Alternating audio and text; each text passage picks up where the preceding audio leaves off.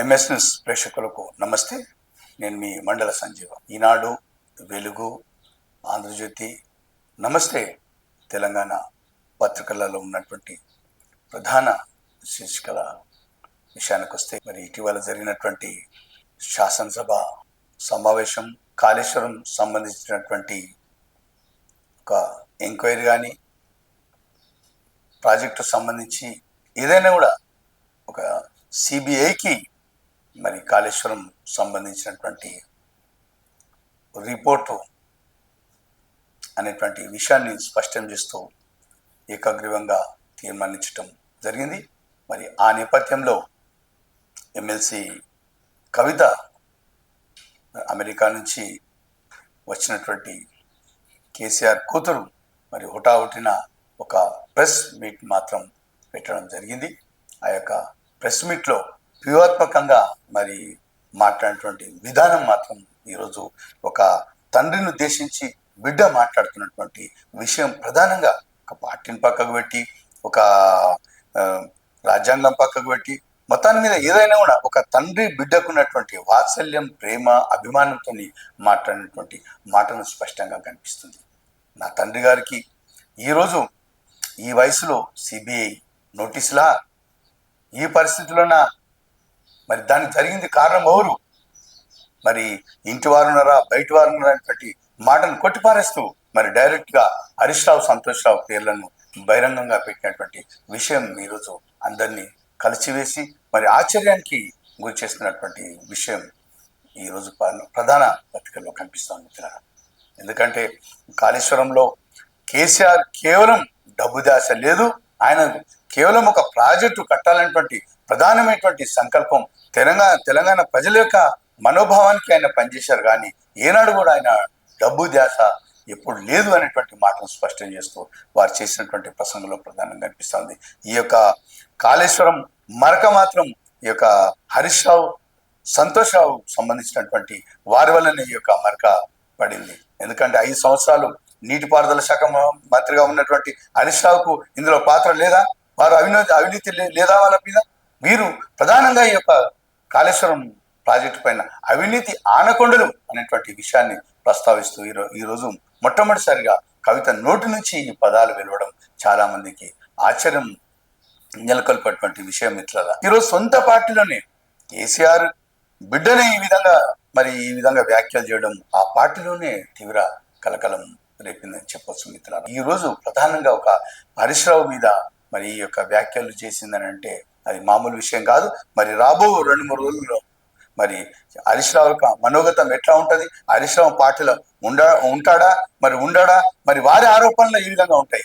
మరి వారేమన్నా మాట్లాడి కేసీఆర్ మీదనే మరి ఈ యొక్క అవినీతి ఉంటుందా, మరి లేదు ఏమన్నా సరిపించుకోవడానికి ఇంకా వేరే వాళ్ళు ఉంటారా అనేటువంటి విషయాన్ని ప్రస్తావించవలసిన ఉండవచ్చు అనేటువంటిది విశ్లేషకుల నుంచి వస్తున్నటువంటి ప్రధాన విషయం మిత్రులారా. గతంలో ఈ యొక్క ప్రాజెక్టు నిర్మాత మరి కాంట్రాక్టర్ అయినటువంటి మెగా కృష్ణారెడ్డి పాత్ర కూడా మరి ఉంది అనేటువంటి మాట కూడా ప్రస్తావించడం జరిగింది.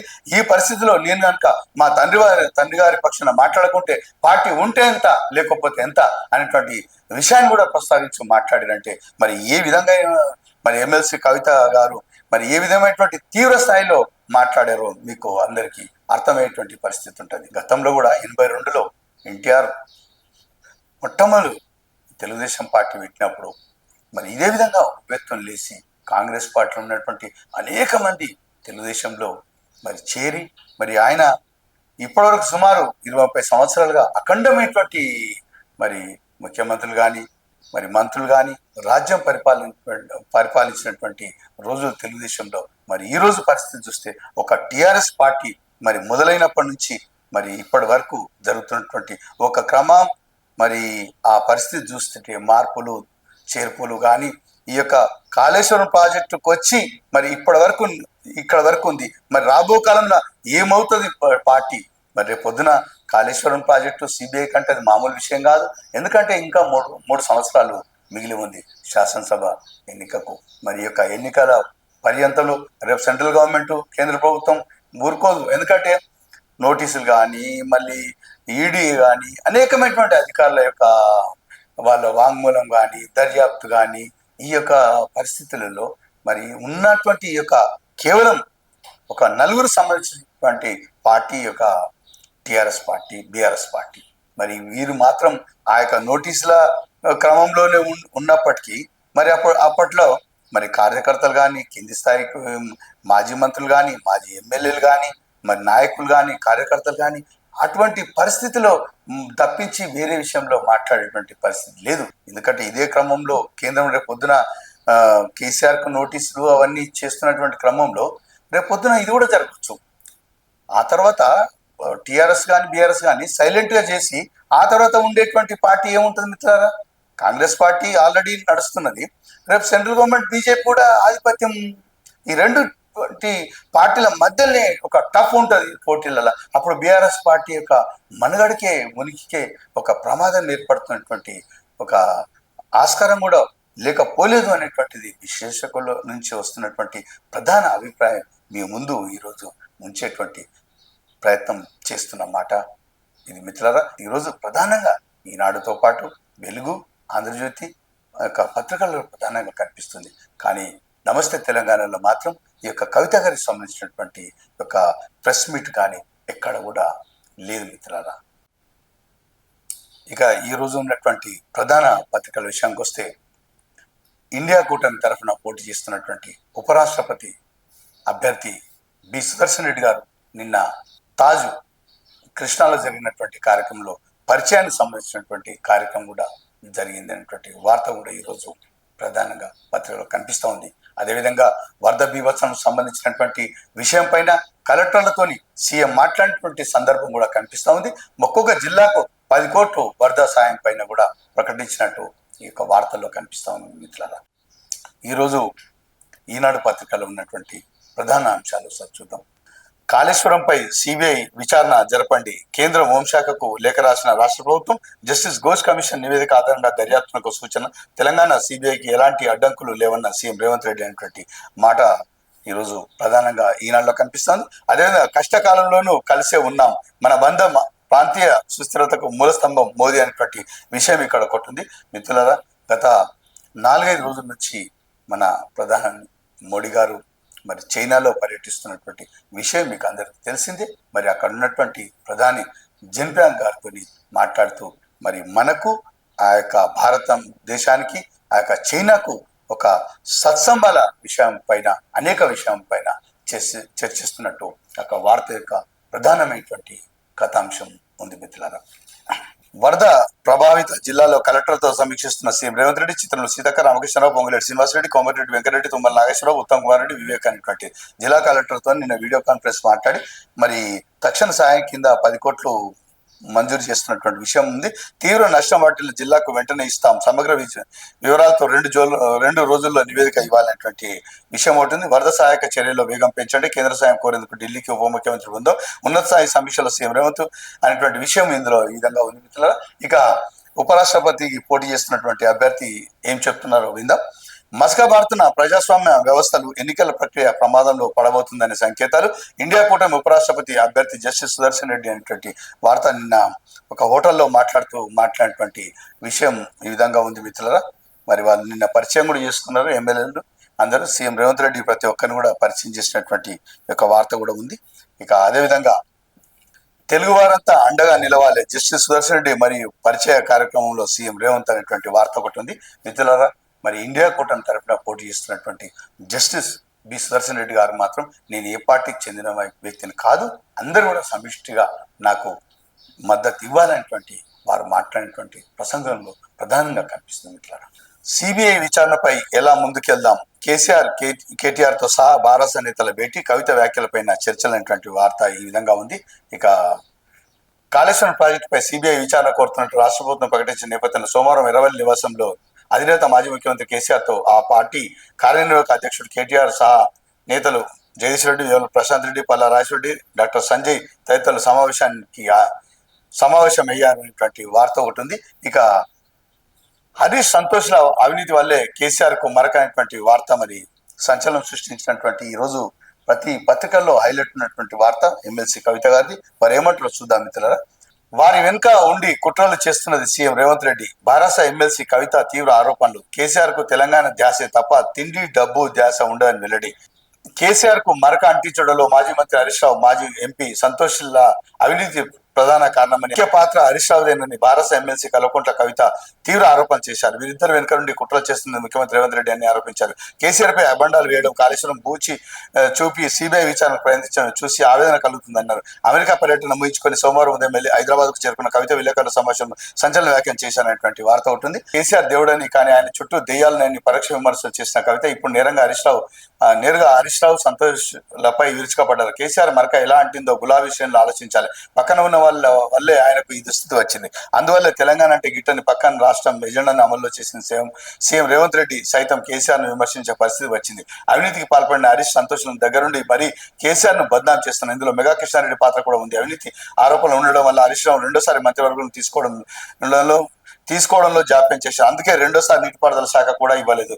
నాపై వారిద్దరు ఎన్ని కుట్రలు చేసినా భరించాను. కేసీఆర్ పై ఈ వయసులో సిబిఐ విచారణ ఏంటి? ఆయన ఈనాడు ఆస్తులు సంపాదించలేదు. నా వివాహం చేసేందుకు సైతం ఇబ్బంది పడ్డారు. దేవుడు లాంటి మా నాన్న పై సిబిఐ విచారణ అంటే బాధ కలుగుతుంది అనేటువంటి విషయాన్ని మాట్లాడారు.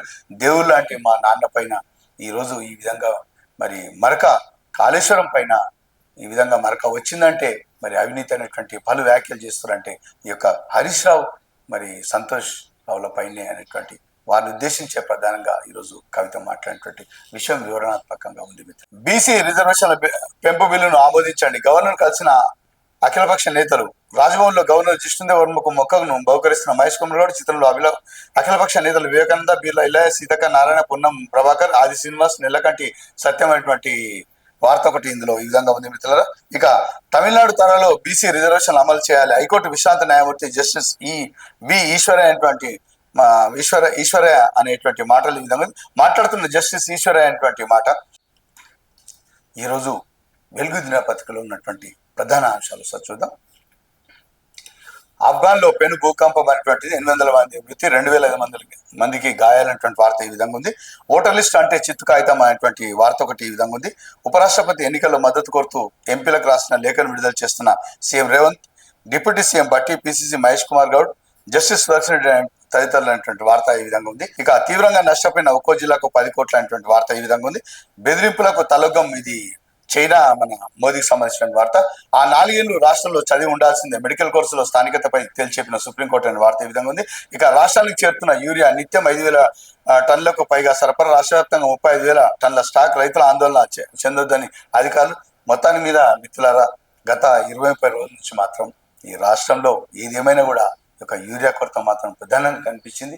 రైతులు మాత్రం తలడిల్లిపోయారు. ఈ యొక్క యూరియా విషయంలో మాత్రం ఈ యొక్క అధికారులు కానీ, రాష్ట్ర ప్రభుత్వం కానీ ఇందులో నిర్లక్ష్యం వహించింది అనేటువంటి విషయం స్పష్టమవుతుంది మిత్రులారా. కేంద్రం కోర్టులో కాళేశ్వరం కేసును సిబిఐకి అప్పగించడంతో దర్యాప్తు సెంట్రల్ కన్సర్న్లోనే బీజేపీ సర్కార్తోనే బీఆర్ఎస్ కు చెక్ పెట్టే పిఎం. రాష్ట్రంలోకి దర్యాప్తు సంస్థ ఎంటర్ కాకుండా 3 ఏళ్ల కిందట KCR GO. Delhi liquor scam సమయంలో ఆంక్షలు, సిబిఐ ఎంట్రీకి ప్రత్యేక నోటిఫికేషన్ జీవో ఇవ్వన్న రాష్ట్ర సర్కార్ అనేటువంటి వార్త ఉంది. ఇక కాళేశ్వరంపై కేసీఆర్, హరీష్ రావుకు ఎదురుదెబ్బ. కేసును సిబిఐకి అప్పగించొద్దన్న వినతిని తోసిపుచ్చిన హైకోర్టు మధ్యంతర ఉత్తర్వులు ఇచ్చేందుకు నిరాకరణ. కేసును మెరిట్స్ లోకి వెళ్లడం లేదని వెల్లడి. కమిషన్ నివేదిక ఏమి చేయబోతున్నారో చెప్పాలని ప్రభుత్వానికి ఆదేశం అనేటువంటి వార్త ఈ విధంగా ఉంది మిత్రులారా. వెలుగులో మిత్రులారా, గతంలో సిబిఐ ఏదైనా విచారణ చేపట్టాలంటే రాష్ట్ర ప్రభుత్వ ఉద్యోగులకు కానీ, యొక్క రాష్ట్ర ప్రభుత్వం పైన కానీ అది చేయడానికి వీలు లేకుండే. ఎందుకంటే అసెంబ్లీలో 3 సంవత్సరాల కింద ఒక తీర్మానం చేశారు, సిబిఐకి మాత్రం ఎంట్రీ లేదు ఇక్కడ. ఏ కేసును ప్రత్యేకమైనటువంటి పర్మిషన్ తీసుకుంటే మాత్రం విచారణ చేపట్టాలి. కానీ నిన్న మాత్రం ఇటీవల జరిగినటువంటి అసెంబ్లీ సమావేశంలో ఈ యొక్క ఎత్తివేశారు ఈ యొక్క నిబంధనలు. ఇప్పుడు యథేచ్ఛగా సిబిఐ ఎంట్రీ కావలసినటువంటి నిబంధనలు వాళ్ళు అమలు చేసినటువంటి విషయం. ఇక పైన కాళేశ్వరం సిబిఐకి మరి చేరుతున్నటువంటి విషయం స్పష్టమవుతుంది మిత్రులారా. హరీష్, సంతోష్ అవినీతి ఆనకొండలు. వాళ్ళ వల్లే కేసీఆర్ కు ఈ అవినీతి మరక. ఇన్నాళ్ళు నన్ను ఏమన్నా భరించిన ఇక నుంచి తోలు తీస్తా, కబడ్దారంటూ వార్నింగ్. ప్రెస్ మీట్ తర్వాత బీఆర్ఎస్ గ్రూపుల నుంచి కవిత పిఆర్ఓ తొలగింపు అనేటువంటి వార్త ఈ విధంగా ఉంది మిత్రులారా వెలుగు పత్రికలో. ఇక గిన్నిస్ రికార్డు లక్ష్యంగా బతుకమ్మ అనేటువంటి వార్త కూడా ఈ విధంగా ఉంది. ఆంధ్రజ్యోతి పత్రికలో ఉన్నటువంటి ప్రధాన అంశాలు సచ్చుడు. సిపిఎస్ రద్దు హామీని నిలబెట్టుకోవాలనేటువంటి వార్త ఈ విధంగా ఉంది. డీజీపీగా శివధర్ రెడ్డి అనేటువంటి వార్త, ఈ నెలాఖరున జితేంద్ర పదవి విరమణ అనేటువంటి వార్త, కొత్త బాస్ ఎవరు, పోలీస్ శాఖలో చర్చ అనేటువంటి వార్త ఈ విధంగా ఉంది. ఇక హరీష్ రావు, సంతోష్ రావు అవినీతి ఆనకొండలు, కాళేశ్వరం ఎపిసోడ్ లో ప్రధాన పాత్ర హరీష్ రావుదే, కవిత ఫైర్ అనేటువంటి వార్త ఈ విధంగా ఉంది. ఇక కవిత సస్పెన్షన్ ఖాయమైనటువంటి నేడో రేపు బీఆర్ఎస్ నుంచి ప్రకటన, కీలక నేతలతో అధినేత కేసీఆర్ సమావేశం, ఉపేక్షిస్తే పార్టీకి మరింత కష్టమనే అభిప్రాయం అనేటువంటి వార్త ఒకటి కనిపిస్తుంది మిత్రులారా. ఇక ఓట్ల చోరీపై త్వరలోనే హైడ్రోజన్ బాంబు అనేటువంటి రాహుల్ గాంధీకి సంబంధించిన వార్త ఈ విధంగా ఉంది. లారీ వోల్వో బస్సు ఢీకొని 4 మృతి అనేటువంటి పాలమూరులో జరిగింది. ఇది తెలంగాణలో కొత్త విద్యా విధానం, ఆరోగ్యానికి తీపి కబురు. తెలంగాణలో ప్రపంచంలో అతిపెద్ద FAOS ప్లాంట్ నిజామాబాద్ సమీపంలో 2027 కల్లా నిర్మాణ పూర్తయినటువంటి వార్త ఈ విధంగా ఉంది. ఇక BIRC సహకారంతో నిర్మిస్తున్న రెవల్యూషన్స్ బయోటెక్ అంటే వార్త ఈ విధంగా ఉంది. చక్కెరకు ప్రత్యామ్నాయంగా FOS వినియోగం అనేటువంటిది వార్త ఇది. ఇక వరద నష్టంపై 2 రోజుల సమగ్ర నివేదిక అనే వార్త ఈ విధంగా ఆంధ్రజ్యోతి పత్రికలో ప్రధానంగా ఈ విషయాలు ప్రస్తావించడం జరిగింది. ఈరోజు నమస్తే తెలంగాణ పత్రికలో ఉన్నటువంటి ప్రధాన అంశాలు చూద్దాం. అర్ధరాత్రి కుతంత్రం తిప్పి కొడుతున్న జనతంత్రమైనటువంటి వార్త, రాజకీయ కక్షతోనే కాళేశ్వరంపై సిబిఐ దర్యాప్తు జరిపిస్తున్న ఆగ్రహం వ్యక్తం చేస్తూ సోమవారం జనగామలో ఆందోళన దిగిన బీఆర్ఎస్ శ్రేణులు అనేటువంటి వార్త ఉంది మిత్రులారా.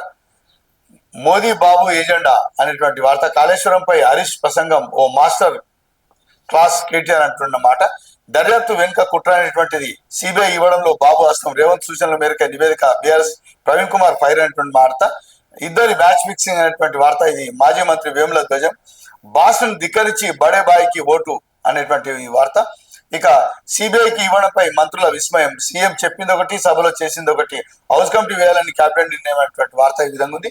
ఇక ఒక సర్వే మాత్రం చేశారు, మరి కాళేశ్వరం పైన ఎట్లా ఉంది ఏం సంగతి అనేటువంటి వార్త చూద్దాం. అదే ఎట్లా ఉందో, కక్ష సాధనతోనే కాళేశ్వరంపై కాంగ్రెస్ నిందలు, సిబిఐ దర్యాప్తు, అందుకే ఇది 76.4% ప్రజల మాట, నమస్తే తెలంగాణలో సర్వేలో కుండబద్దలు, కాళేశ్వరం ప్రాజెక్టును నిర్మించడం సరైనదేనా, ఇక సరైందని 86.28%, ఇక సరికాదు 8.51%, ఇక చెప్పలేము 5.21%, మేడిగడ్డ బరాజ్కు మరమ్మతు చేసి వాడకంలోకి తేవాలా అనేటువంటి ఒక క్వశ్చన్ మార్క్ పెట్టి సర్వే చేశారు, అది కూడా చూద్దాం. 83.33% తేవాలంటారు, అంటే మేడిగడ్డ బ్యారేజ్ చేసి నింపాలి. ఇక అక్కర్లేదంటే వాళ్ళు 8.01% అట. ఇక చెప్పలేము అనేటువంటిది 8.66% ఈ విధంగా ఉంది. ఇక కాళేశ్వరం ప్రాజెక్టు కట్టించినందుకు సిబిఐ దర్యాప్తు కరెక్టేనా క్వశ్చన్ మార్క్, ఇక 76.40% కాదు అంటారు ప్రజలు అంటారట ఈ యొక్క కాళేశ్వరం మీద దర్యాప్తు సిబిఐకి. ఇక చెప్పలేమంటే వాళ్ళు 11.80%, ఇక అవును అనేటువంటిది మరి 11.80%. ఈ విధంగా ఒక లెక్క మాత్రం వాళ్ళు చేసి పెట్టారు, మరి చూడాలి, మరి ప్రజలకే ఇది వదిలేస్తున్నాం, చూసుకోవచ్చు ప్రజలు. ఇక ఆశాలకు 18,000 వేతనం ఇవ్వాలి అనేటువంటి వార్త ఒకటి ఈ విధంగా ఉంది. కోటిలో నిర్వహించిన ధర్నాలో పెద్ద ఎత్తున పాల్గొన్న ఆశాలు, టీచర్గా కొనసాగాలంటే టెట్ తప్పనిసరి అనేటువంటి వార్త, ఇక ఓపిక నశించి రోడ్డెక్కి సూర్యాపేట జిల్లాలో, ఇక యూరియా కోసం సూర్యాపేట జిల్లాలో ఈ విధంగా ఉంది. నమస్తే తెలంగాణ ఇది కేవలం ఆ పార్టీకి చెందినటువంటి పత్రికని మీకు నేను పేరుగా చెప్పాల్సిన అవసరం లేదు. కవిత గారి ప్రెస్ మీట్కి సంబంధించిన వార్త మాత్రం ఏ పేజీల్లోనూ మరి ఇందులో లేదు, ప్రధాన పేజీలో అసలే లేదు. ఈ యొక్క కాళేశ్వరం సంబంధించి మొత్తాన్ని మీద ఈరోజు వెలుగు కానీ ఆంధ్రజ్యోతి కానీ నమస్తే తెలంగాణ ప్రధాన పత్రికలో ఈ యొక్క సిబిఐకి కవిత గారు మాట్లాడినటువంటి మాటనే ప్రధానంగా కనిపిస్తుంది. మరి ఈ యొక్క వార్తలు ఈరోజు మీకు చదివి వినిపించే ప్రయత్నం చేశాం. నమస్తే మిత్రులారా.